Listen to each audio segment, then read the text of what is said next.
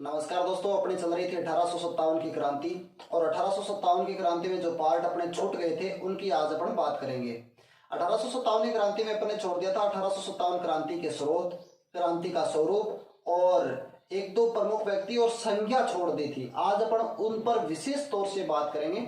मैंने नोट किया है टाइम की बचत करने के लिए, यानी वैसे यदि लिखते हैं तो उसमें टाइम लगता है। ये लास्ट जो पार्ट बचा है इसको जल्द से जल्द इसको कंप्लीट करते हैं, आगे फिर नया टॉपिक स्टार्ट करेंगे। तो आइए दोस्तों, अब 1857 क्रांति के जो पार्ट अपने छोटे थे उसकी बातें करते हैं। पार्ट छोटा था 1857 क्रांति के स्रोत, यानी क्रांति के बारे में कौन कौन सी बुकें लिखी थी, किसने लिखी थी जिसमें 1857 क्रांति की हमें जानकारी मिलती हो, और किसने 1857 क्रांति को क्या कहा था। तो आइए दोस्तों, क्रांति के स्रोतों की बात करते हैं। तो पहला स्रोत अपन पढ़ रहे हैं द ग्रेट रेबिलियन, एक पुस्तक है, लेखक है Ashok Mehta. The great rebellion पुस्तक के लेखक हैं अशोक मेहता। इसमें 1857 क्रांति की जानकारी मिलती है। The first war of Indian in independence, VD Savarkar लिखता है। एक पुस्तक है the first war of Indian in independence, पुस्तक कौन लिखता है? वीडी सावरकर। दोस्तों वीडी सावरकर का पूरा नाम है विनायक, क्या नाम है? विनायक दामोदर सावरकर। वीडी सावरकर का पूरा नाम क्या है? विनायक दामोदर सावरकर। अगली पुस्तक है 1857 क्रांति बुक, पुस्तक का नाम है 1857 क्रांति। किसने लिखी थी? एस एन सेन, यानी पूरा नाम लिख सकते हैं सूर्य सेन। अगली पुस्तक है sepoy mutiny revolt of 1857, sepoy mutiny revolt of 1857, R C Majumdar. इसका पूरा नाम है रमेश चंद्र मजूमदार। क्या नाम है? रमेश चंद्र मजूमदार। अब देखें दोस्तों 1857 क्रांति का स्वरूप यानी क्रांति को किसने क्या बताया था, क्या कहा था, किस संज्ञा के नाम से पुकारा था। आइए, पहला मिलता है हिंदू मुस्लिम षड्यंत्र। कौन कहता है? James autumn. हिंदू मुस्लिम षड्यंत्र है, ये तो एक हिंदू मुस्लिम षड्यंत्र है। ये कौन कहता है? जेम्स आउटम कहता है। सुनियोजित स्वतंत्रता संग्राम कौन कहता है? वीडी सावरकर, विनायक दामोदर सावरकर कहता है। राष्ट्रीय विद्रोह बेंजामिन डिजायरली कहता है। 1857 क्रांति को राष्ट्रीय विद्रोह कौन बताता है? बेंजामिन डिजायरली बताता है। राष्ट्रीय विप्लव डॉक्टर ताराचंद बताता है। राष्ट्रीय विप्लव कौन बताता है?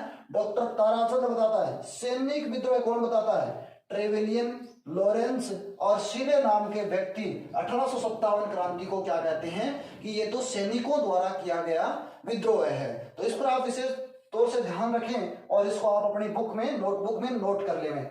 1857 क्रांति में अहम योगदान देने वाला एक व्यक्ति था जिसका नाम था तात्या टोपे, रामचंद्र पांडुरंग कह सकते हैं। और तात्या टोपे 3 बार राजस्थान आता है। कितनी बार राजस्थान आया था?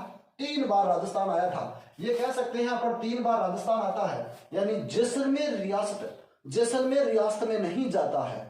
जैसलमेर राजपुताना की जैसलमेर रियासत को छोड़कर बाकी सभी रियासतों में तात्या टोपे जाता है। और प्रथम बार राजस्थान में 8 अगस्त 1857 को टोंक से आता है। सर्वाधिक हस्तक्षेप भी टोंक से करता है।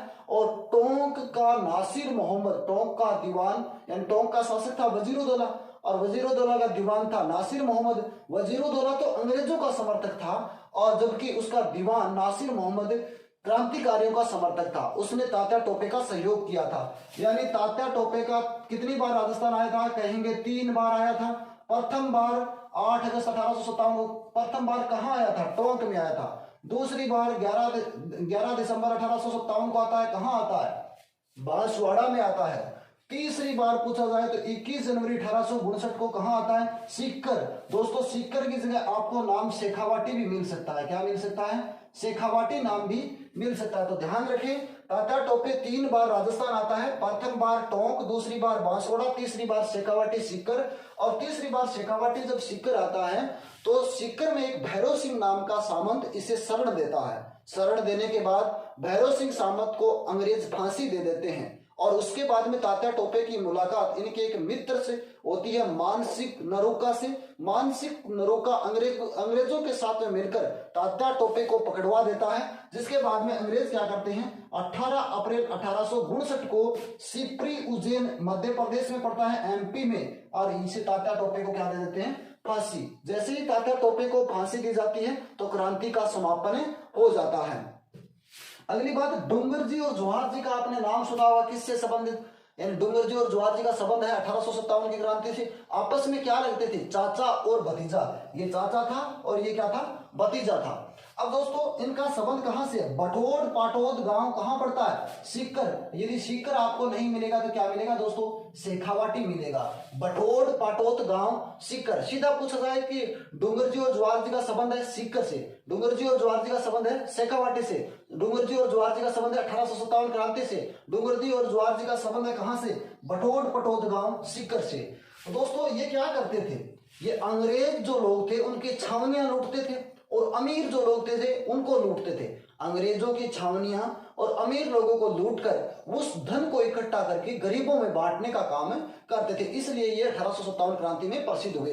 ठीक उन्हीं से प्रेरणा लेकर अभय सिंह और चिमन सिंह नाम के दो सगा भाई, अभय सिंह और चिमन सिंह का संबंध भी किससे, 1857 की क्रांति से। यानी ये भी क्या करते थे, अंग्रेजों से धन लूटते थे और गरीबों में बांटते थे, क्योंकि इनको भी प्रेरणा कहां से मिली थी, डूंगर जी और जवाहर जी से मिली थी। तो दोस्तों ध्यान रखें, अभय सिंह और चिमन सिंह दो सगे भाई, खोखरी गांव के दो सगे भाई थे। इनका प्रमुख स्थान भाकर ढाणा था और ये भी अंग्रेजों से धन लूटते और गरीबों में बांटने का काम करते थे। तो ये स्वरूप अपना छूट गया था। अब आप इसका स्क्रीनशॉट लीजिए, इसके बाद में मैं आपको अगला पॉइंट जो करवाता हूं वो होगा प्रमुख जो है, जैसे लॉरेंस है और जैसे कैनिंग है, इनके शब्द क्या थे, एचिसन है, इन्होंने 1857 क्रांति को क्या बोलकर कहा था, उन शब्दों को विशेष तौर से मैं यहां पर बोर्ड पर नोट करूंगा और फिर आप उसमें नोट कर लेना। वहां से क्वेश्चन एक तो पक्का ही पूछा जाता है। आप इसका स्क्रीनशॉट लीजिए दोस्तों। चलिए दोस्तों अब आगे के पार्ट की बात करते हैं। ये है अपने पास में आगे जो बचे हुए कुछ 1857 क्रांति के संज्ञा के शब्द, जो संज्ञा दी थी अंग्रेज अधिकारियों ने 1857 क्रांति के बारे में क्या कहा था, उनके बारे में अपन बात करते हैं। तो आइए, मैंने पहले से इसको नोट किया है टाइम की बचत के लिए। तो पहला जो क्वेश्चन है अपना वो है, इतिहास में तात्या टोपे को फांसी देना, इतिहास में तात्या टोपे को फांसी देना ब्रिटिश सरकार का अपराध समझा जाएगा और आने वाली पीढ़ी पूछेगी कि इस सजा के लिए स्वीकृति किसने दी और पुष्टि किसने की थी। ये एक संज्ञा मिली है कि इतिहास में तात्या टोपे को फांसी देना ब्रिटिश सरकार का अपराध समझा जाएगा और आने वाली पीढ़ी पूछेगी कि इस सजा के लिए स्वीकृति किसने दी थी और पुष्टि किसने की थी। यानी तात्या टोपे मुजरिम था या नहीं था, क्रांतिकारी मतलब किस हिसाब से काम कर रहा था, इस जो ये कर रहा था ये सही था या गलत था, उसके बारे में कहा गया है। यानी ये कथन किसने कहा था, कैप्टन सावर्स ने कहा था। सावर्स जो था दोस्तों ये मेवाड़ का पीए था, पॉलिटिकल एजेंट था, यानी कह सकते हैं कैप्टन सावर्स क्या था, मेवाड़ का पीए था। एक नेक्स्ट क्वेश्चन है, इन्होंने तूफान में तरंग अवरोध का कार्य किया है, इन्होंने तूफान में तरंग अवरोध का कार्य किया है, नहीं तो हमारी किश्ती ही बह जाती। ये कथन किसका है दोस्तों, लॉर्ड कैनिंग का कथन है। किसका कथन है, लॉर्ड कैनिंग ने कहा था कि यदि क्रांतिकारियों ने क्या किया, तूफान में तरंग अवरोध का कार्य किया है, वरना तो हमारी किश्ती ही बह जाती। ये कथन किसका है, लॉर्ड कैनिंग का कथन है। नेक्स्ट है, यदि विद्रोहियों में एक भी योग्य नेता रहा होता तो हम सदा के लिए हार जाते। यदि क्रांतिकारी या विद्रोहियों में एक भी योग्य नेता रहा होता तो हम सदा के लिए हार जाते। यह कथन किसका है दोस्तों, जॉन लॉरेंस का कथन है, जॉन लॉरेंस का कथन है। नेक्स्ट है, यदि क्रांतिकारी दिल्ली की बजाय अजमेर जाते तो नजारा कुछ और होता। यह कथन भी किसका है, पिर्चार्ड का कथन है। यह कथन, यदि क्रांतिकारी दिल्ली की बजाय कहां जाते, अजमेर जाते तो यह नजारा कुछ और होता। तो यह कथन दोस्तों किसका है, पिर्चार्ड का कथन है। राजस्थान में राजपूत राजाओं का एक परिसंघ बनाया जाए, क्या बनाया जाए, परिसंघ बनाया जाए। यह कथन किसका है, चार्ल्स मिटकोप का है। राजस्थान के सर्वाधिक रियासतों के साथ में संधि इसने की थी और डूंगरपुर, बांसवाड़ा, प्रतापगढ़ को छोड़कर वहां पर संधि करने वाला चार्ल्स कौन आया था, मेलकॉम आया था। नेक्स्ट है, हम भारतीय मुसलमानों को हिंदुओं से नहीं लड़ा सके। यह संबंध किसका है दोस्तों, एचिसन का संबंध है। किसका संबंध है, एचिसन का कथन है। हम नहीं जानते कि इतना बड़ा मुद्रित ग्रंथ, हम नहीं जानते कि इतना बड़ा मुद्रित ग्रंथ भारत की क्या जगत की किसी भाषा में है या नहीं, यह कथन किस ग्रंथ के लिए कहा गया? कहेंगे राग कल्पद्रुम, जिसके लेखक है कृष्णानंदन। राग कल्पद्रुम ग्रंथ के लिए बोला गया कि हम तो नहीं जानते हैं कि इतना बड़ा मुद्रित ग्रंथ भारत क्या जगत की किसी भाषा में लिखा हुआ है या नहीं। कौन से ग्रंथ के बारे में? राग कल्पद्रुम के बारे में। लॉर्ड विलियम बेंटिंक ने अजमेर दरबार लगाया था कब? 1832 में। लॉर्ड विलियम बेंटिंक ने अजमेर दरबार लगाया था। इस दरबार के अंदर कोटा के शासक राम सिंह सेकंड को नहीं बुलाया गया था। लॉर्ड विलियम बेंटिंक का अजमेर दरबार कब लगा था? 1832 में। लॉर्ड मेयो के नाम से अजमेर में मेयो कॉलेज भी चलती है। लॉर्ड मेयो का अजमेर दरबार 22 अक्टूबर 1870 में लगा था। लॉर्ड मेयो का अजमेर दरबार कब लगा था? 22 अक्टूबर 1870। लॉर्ड लिटन का दिल्ली दरबार कब लगा था? जनवरी 1877 में लगा था। लॉर्ड लिटन का दिल्ली दरबार जनवरी 1877 में। लॉर्ड कर्जन का दिल्ली दरबार कब लगा था? 1903 में लगा था। कब लगा था? 1903 में। इस दरबार में शामिल होने के लिए मेवाड़ महाराणा फतेह सिंह गए थे, लेकिन केसरी सिंह बारहट द्वारा भेजे गए चेतावनी चुमटिया पढ़कर वापस दिल्ली से लौट आते हैं, सम्मेलन में शामिल नहीं होते हैं। दोस्तों अब आगे हैं, मारवाड़ का एक शासक था जिसका नाम था जसवंत सिंह सेकंड, और उसके समय ब्रिटेन महारानी थी विक्टोरिया। विक्टोरिया ने स्वर्ण जुबली उत्सव मनाया था 1887 के अंदर। इस टाइम कहते हैं महाराजा जसवंत सिंह अपने प्रधानमंत्री प्रताप सिंह को सम्मेलन में सम्मिलित होने के लिए भेजते हैं। तो दोस्तों ये प्रश्न कई बार पूछा गया है कि मारवाड़ के किस शासक ने विक्टोरिया के स्वर्ण जुबली उत्सव में 1887 में अपने पीए प्रताप सिंह को भेजा था? तो कहेंगे जसवंत सिंह द्वितीय था जिसने अपने पीए को वहां पर भेजा था। तो दोस्तों ये अपने कुछ संज्ञाएं हैं, आपको याद रखनी है। इतिहास में तात्या टोपे को फांसी देना ब्रिटिश सरकार का अपराध समझा जाएगा। किसका कथन है?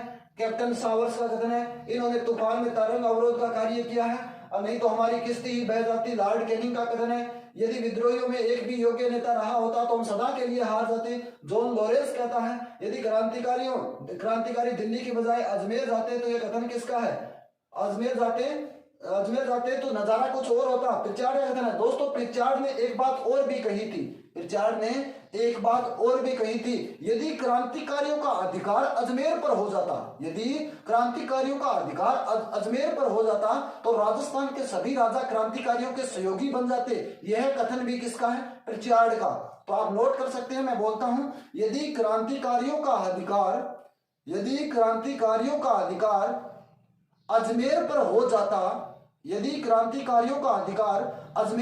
जाता तो राजस्थान के सभी राजा क्रांतिकारियों के सहयोगी हो जाते। यह कथन है। दोस्तों कहेंगे किसका है? प्रिचार्ड का है। तो इसका स्क्रीनशॉट ले लीजिए। बाकी 1857 की क्रांति अपनी कंप्लीट हो चुकी है, और क्रांति के बाद में अगर आगे जो पार्ट चलेंगे किसान आंदोलन के बारे में, अगली क्लास का आप वेट कीजिएगा, ज्यादा से ज्यादा शेयर कीजिएगा। नमस्कार दोस्तों, इसका स्क्रीनशॉट ले लीजिए।